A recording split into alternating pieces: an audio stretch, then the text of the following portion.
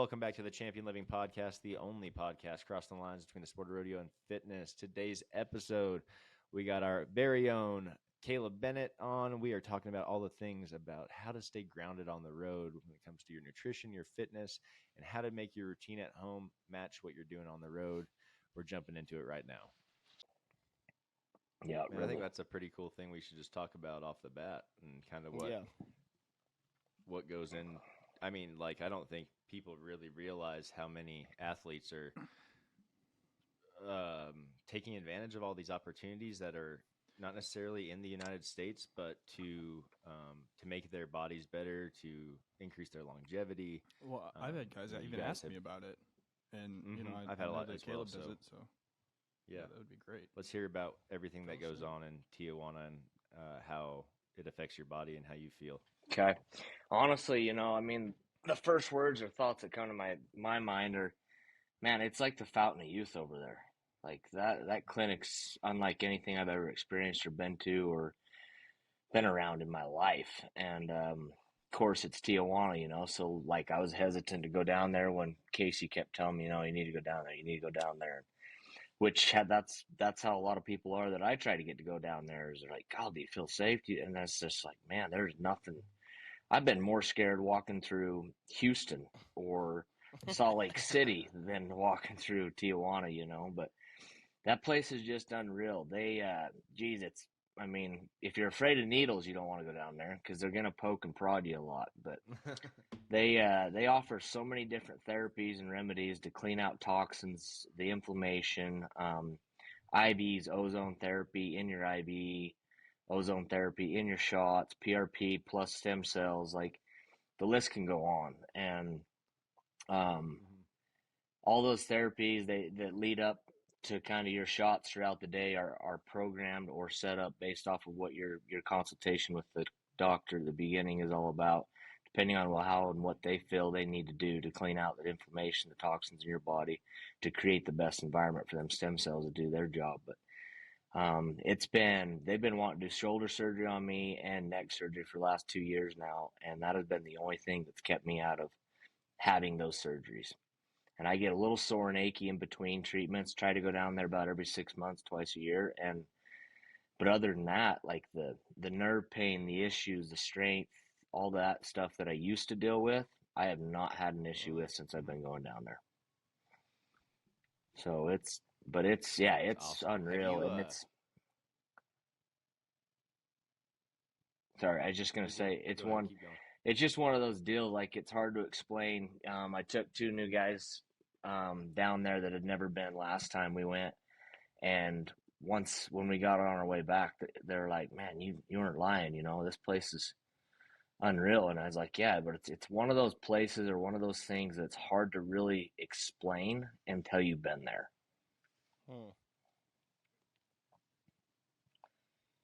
That's really cool, man. Have you had like any images done post treatments and stuff to see if it like has actually healed some of those tears and things like that? Yeah, so I mean, I haven't had any follow-up MRIs or CT scans of my shoulder or neck since I've been going down there, but I have of my wrist. And the last checkup I actually had on my wrist was with the same doctor that took the x-rays and stuff last year, about March. He took some more again this year. And my wrist actually has not been bothering me near as bad. I've been able to lay off cortisone shots. I don't know that I've had one for 7 or 8 months now. And I used to get them every 4-6 months easy in that wrist. That, yeah. And he took those x-rays and actually said that the tissue from the prior surgery I had and the TFCC and everything was holding up well. If anything, looked better. And the ligaments that go down and run through the ulna and over the ulna joint are actually healing since I've been going down there. That's really neat. And I think it's something I want to go check out for a while. I just haven't gotten the time to yet. I need to, though. I think that'd be really, really cool just to see what it's all about and experience that. But I think the important thing here is also to note that you're doing all of the things on the checklist, including that. You're not just going to get these treatments and it's like, oh, it's a miracle, I'm fixed. It's like, no, I'm letting that treatment settle in. I'm really resting, for days, a week after, and then we're continuing strength and conditioning and really focusing on, again, strengthening all those areas plus everything else around it, right?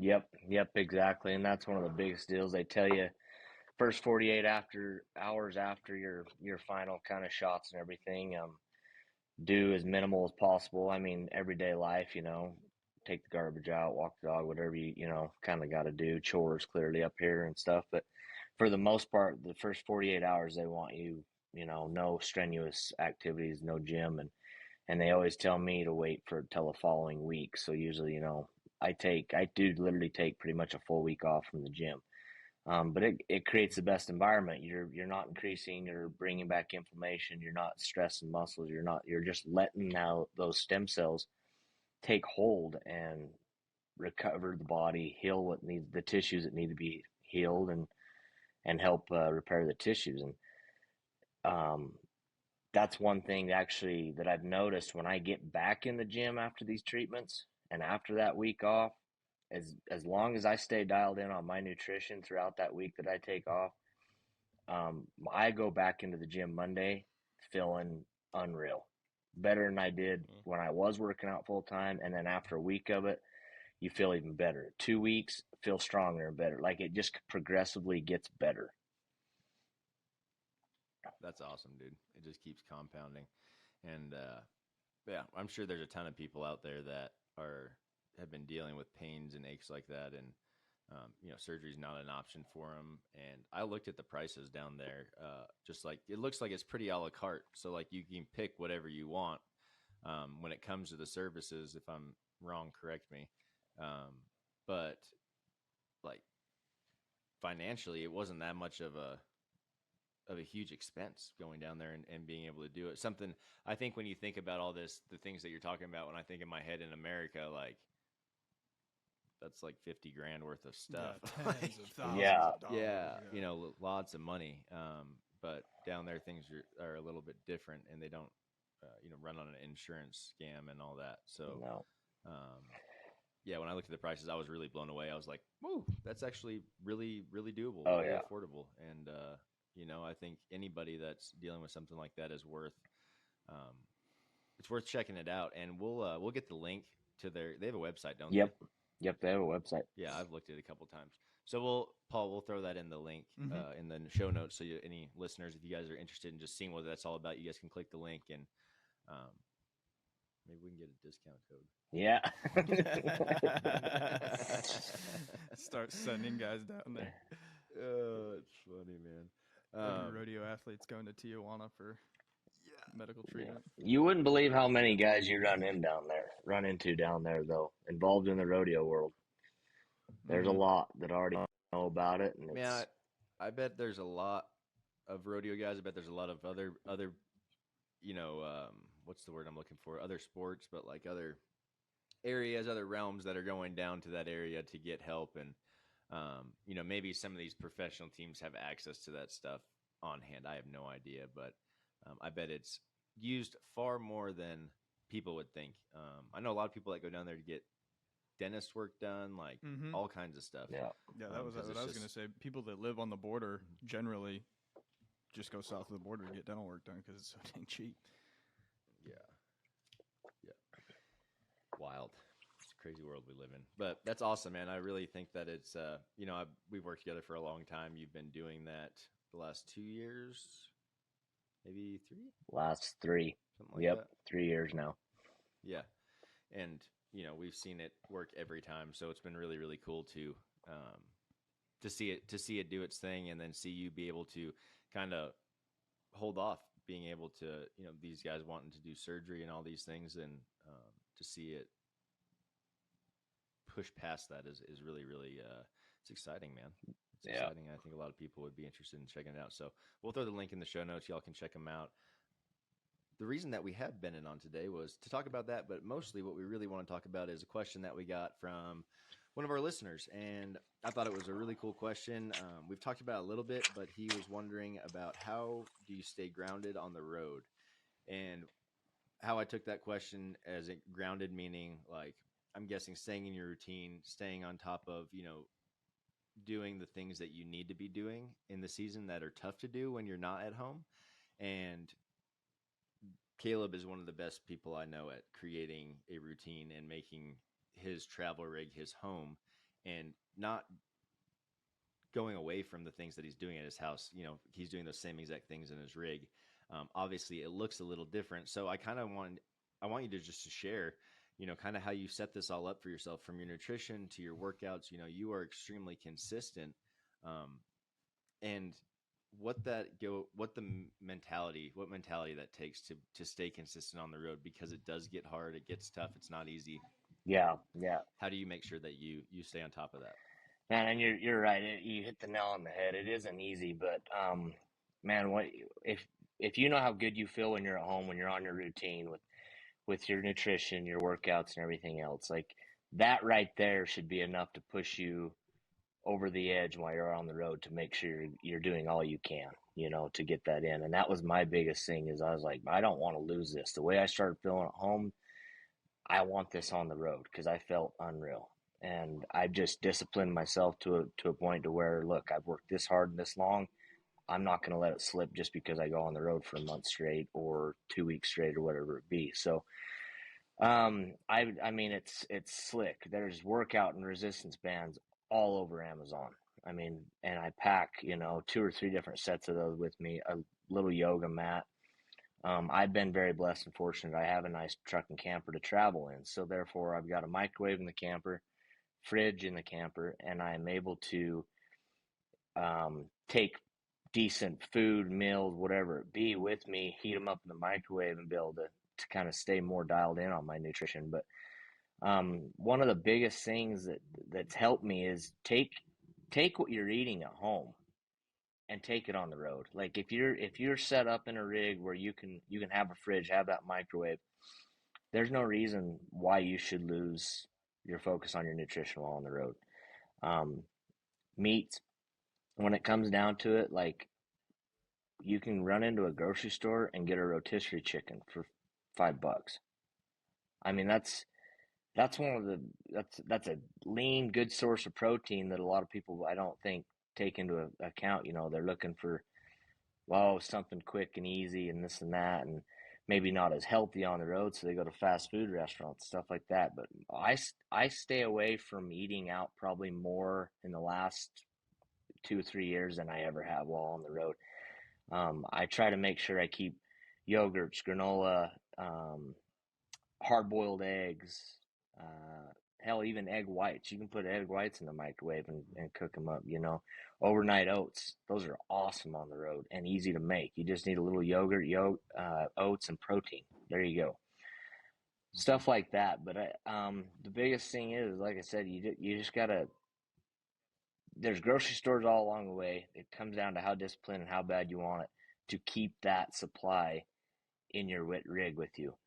And like one thing I do like to do, if I'm only going to be gone for a week or two, man, I can cook up a week's worth of meat and veggies right here at the house, and then grab a couple packets of those Uncle Ben's rice or quinoa or whatever it be that just go in the cupboard, and then you heat them up in the microwave to add for your carbs, and it's just slick. It's easy, but my traveling partner, that's where him and I really see eye to eye and get along, is he'll do the same thing, and we both like to set ourselves up for success going down the road, not failure. So we'll take that extra time at home or on the road and walk into the grocery store just to get what makes us feel good, and keep it rolling.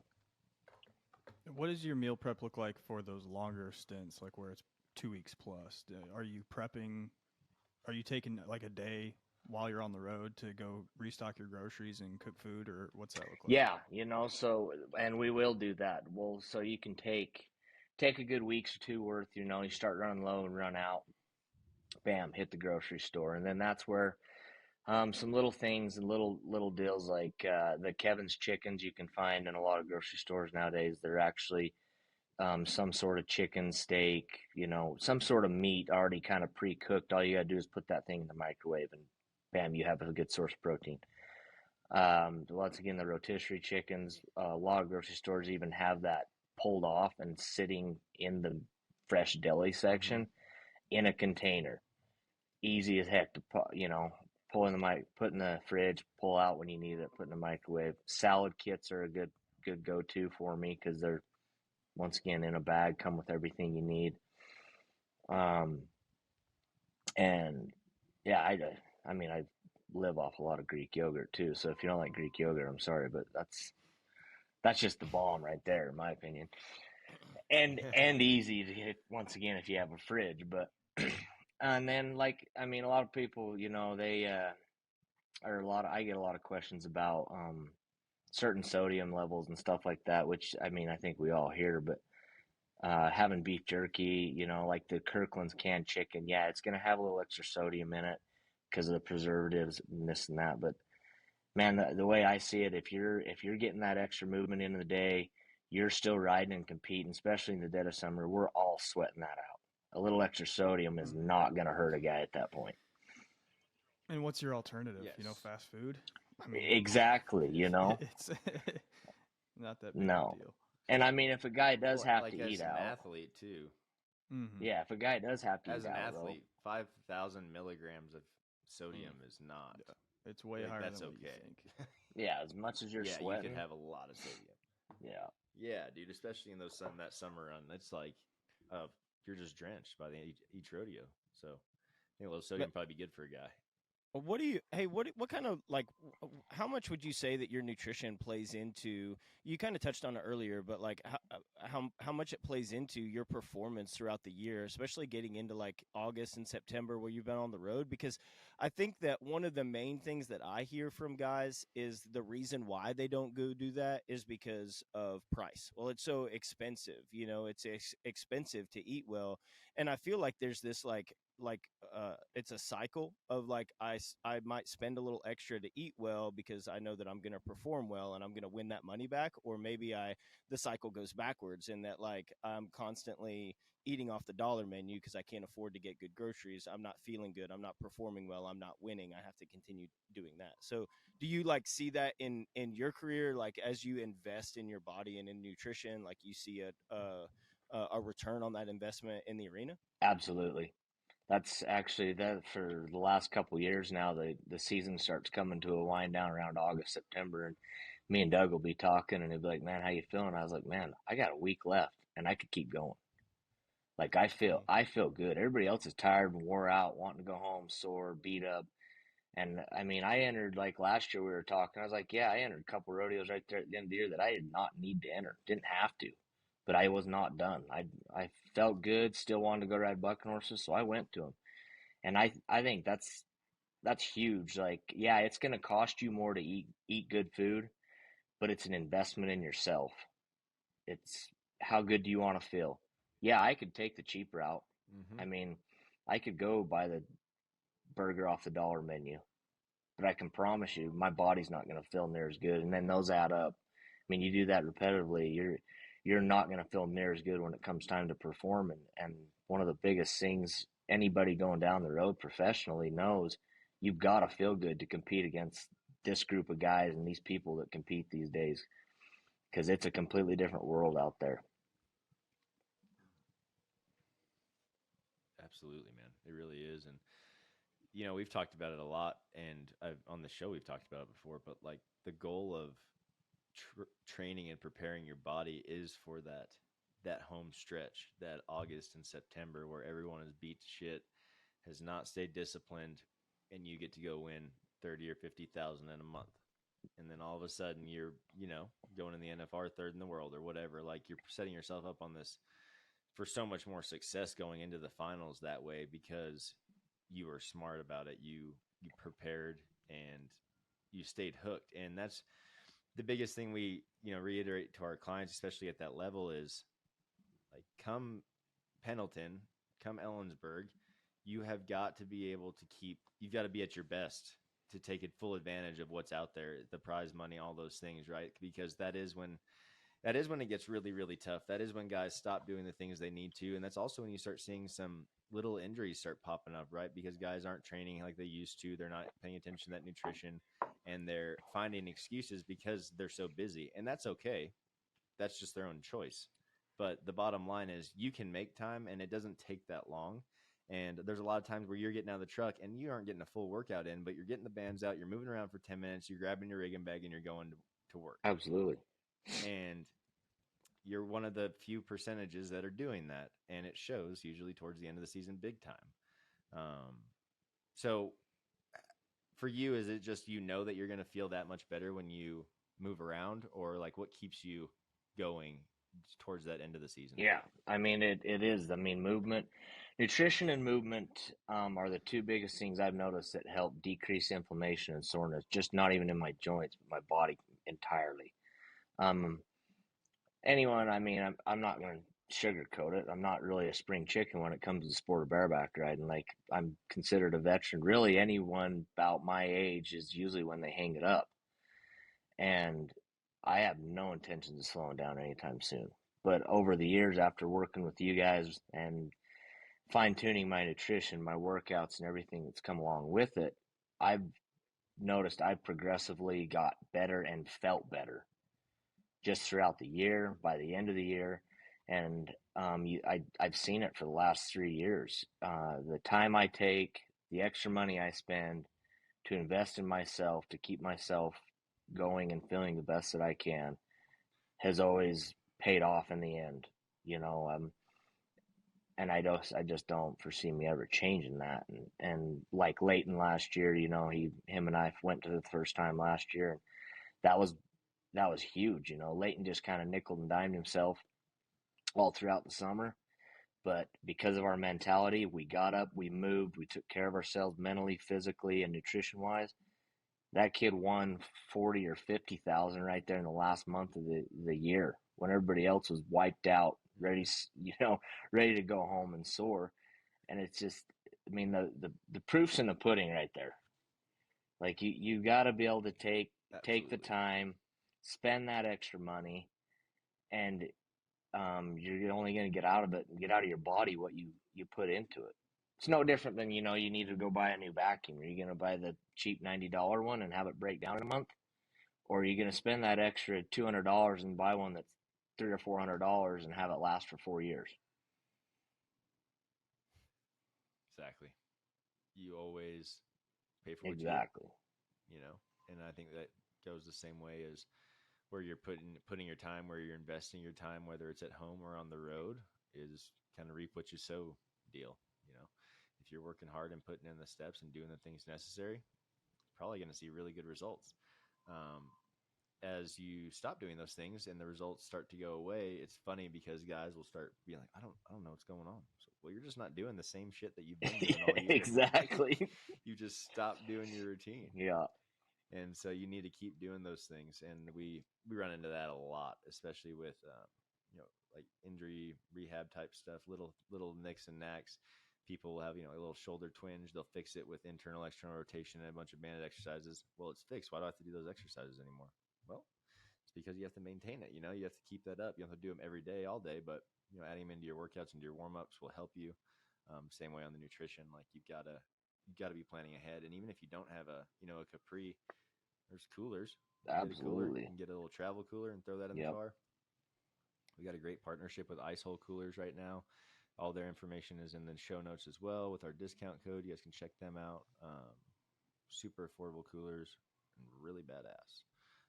But where there's a will, there's a way, right? Absolutely. Just comes down to how bad you want it. Hey, yeah, I've got another. In my opinion, like Sorry, Paul, go for it. if you're one of those guys that's looking to make the finals, like you need to be thinking about investing in a rig. Just for the things that you've already outlined. It's going to help you stay on top of your nutrition. It's going to help you stay on top of your workouts because you can pack stuff around. The timed event guys, they all have a rig. That they're not. I mean, they have to. So it makes a lot more sense.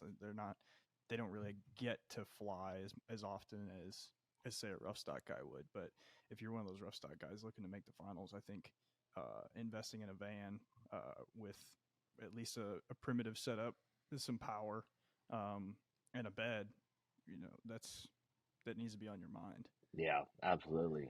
Absolutely, man. Well, speaking of that, that's a great that's a great transition into like having a rig enables you to have the opportunity to set up like your sleep environment. As a coach, I mean, how important sleep is. I think that it's one of the things that's most underrated by a lot of rodeo athletes is the recovery and being able to get good quality sleep.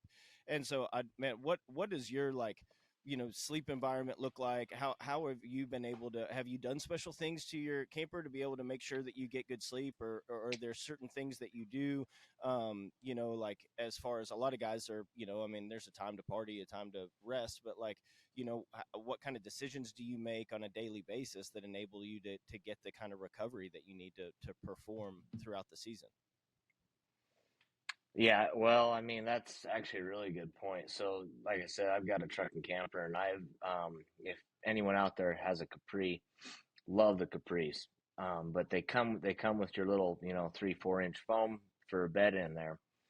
Every camper I've had, I have pulled that foam out, bought an actual memory foam mattress that fits amazing in there. I literally have the exact same sheets, comforter, complete layout that I would have right here in my own home, because when I go to bed at night on the road, I want to feel just as much as I do, or to feel like I'm laying in the bed at my home, so that I can recover and I can sleep just as good as I do at home. And that's one of the biggest things, I don't think a lot of people do. Like, they might go buy a $100 or $90 chunk of memory foam, throw on top of that stiffer foam that's already in there, and they call it good. And that'll get you by for a while, probably. But one of the biggest things I've tried to do is, like I said, I got that mattress. I spent that extra money. I got a nice down comforter literally on my camper bed that was probably unnecessary, but it makes me feel like I'm sleeping in my own bed at home every night. And I sleep so much better. And I try, as far as sleep routine, yeah, it changes a little bit, because I kind of like to be in bed at home, somewhere between 9 and 10. Well, rodeo, and that's probably not going to happen. You're going to ride at 6 or 7, whatever it be, get packed up, showered up, hit the road, and have to drive 4 or 5 hours. Might have to drive till 1 or 2 in the morning. But at the end of it, you pull over. I have my rig, my home away from home, my bed away from my home bed, and I can lay my head down on that pillow at night and sleep for my 7, 8, 9 hours, whatever it be that I've got as a window, and get good rest, good deep sleep. That's super duper important, man. I mean, we've talked about it a million times about how important sleep is, and sometimes, some days you're not going to be able to as a rodeo athlete, but the days that you can, I think it's really important you take advantage of them. Well, just the fact that you set up your bed that way, like if you've ever tracked, if anybody listening has ever tracked their sleep before, for a fact, every time you sleep in a different bed, your sleep is affected, no matter what. And so you've replicated your home environment to be able to take with you on the road, and that's just one less variable that you're never going to have to worry about, because you have literally your same bed with you on the road, or an identical setup. So I freaking love that, man. I tell guys that all the time. Yeah, that's huge, and that's also another thing I guess I kind of need to point on. Like, yeah, Logan said earlier, there is a time maybe to party, there's a time to whatever, but one of the biggest things for me is, if I've been on 3, 4, or 5 days in a row and I have the next day off, the last thing I'm doing is going out and partying. I'm going to bed and I'm going to sleep till, I'm not setting an alarm. I'm putting my phone on silence. I'm going to sleep till my body says it's time to get up the next day. And then I'm going to move and get my workouts, get my mobility, whatever it be, get in to give that day a full recovery. Anyone out there, I mean, yeah, the party world can grab a hold of a guy in a rodeo world, but adding that alcohol into you after you've been on 4 or 5 bucking horses in a row is not going to help you recover the next day. But being disciplined, going to bed knowing you got nowhere to be the next day, and then getting up and doing your mobility, your movement, sticking with that nutrition, that's just going to help add to that fire, that the way you feel next time you go and climb on, whether you have a day off or 2 days or a week off. But that's back to that sleep deal. Like it is very underestimated, or under, what's the word I'm looking for? Anyway, it's you want sleep, basically. Yes. Like it's, people are like, oh, I can sleep when I'm dead, that's not going to work and blah, blah, and this and that. But you've got to sleep. I mean, that's one thing I've actually changed in the last few years is if I'm tired, I sleep. I used to power through things and be that guy who's like, no, I'm going to drink energy drink. I'm going to drink coffee and I'm just going to keep pushing through this. I got to do this. I got to do that. Not anymore. Body needs time to recover. Yeah. And that it just takes time to learn those things, I think. You're young. You've learned those things over the last decade of rodeoing. But all these things that you do, man, they take just a little bit more time and preparation, and they go so much further on the return on your investment, right? Oh, they do. So anyone listening, like you're out there on the road full time, like take that little time, be like persistent with what you're doing at home on the road as well. And you're going to see a huge change in your performance, especially as it's coming down towards the end of the season. And the proof is in the pudding, like you said, dude. We've got you. Zeke Thurston did the same exact thing. Josh Frost does the same exact thing. All you guys, all different events, same results, dominating, especially towards the end of the season because no one else is preparing like you guys are. And that's just the bottom line. Yeah. And that's, anyone out there that's went through a full year of rodeo, and anybody can go down to those winter rodeos when it's all relaxed. You got 3 or 4 days in one area. You're not freaking bebopping all around, wearing yourself out. And, you draw the right horse, you can clean house in the winter run. But during that summer run, that's when people get tired, get sore, get hurt, go home. That is the time of the year to capitalize on what's out there, because there's a lot of money, a lot of rodeos. And if you stay on top of your nutrition, on top of your body, on top of your sleep, mobility, workouts, etc., you're going to feel 100 times better than anyone else that's showing up there, going out partying and not taking care of themselves. And that is when you're going to beat them. That is when you're going to capitalize on the environment, on the opportunity, on the horses, the money, bulls, whatever it be. Absolutely, man. And I think it just compounds over the years. So there may be a guy or two that can get away with that when they're younger. But as you start getting older, you're going to see real quick that you're not going to be able to do that or sustain that ever. And the longer that you do stay in that hole of doing those things, the further you keep digging and the harder it is to get out of as you get older. Everything compounds. We've talked about death by 1,000 cuts a bunch. It's not one thing that's causing the end of a career. It's usually a lot of things that are compounding that were not addressed or taken care of. And all of these things affect the outcome. And if you want to rodeo for a long time, you got to do the things that others aren't, because nobody rodeos for a long time. Exactly. Are, right? Well, dude, we really appreciate you coming on and sharing everything with us today. And hopefully this will give our listeners some good insight, and we'll have you back on here to kind of chat about more as the summer starts continuing on, man. But thank you for being here this morning. Heck yeah, man. Thanks for having me, guys. It's good to see everybody. You bet. No, yeah. It's been a minute. Guys, until next time, we'll catch you later.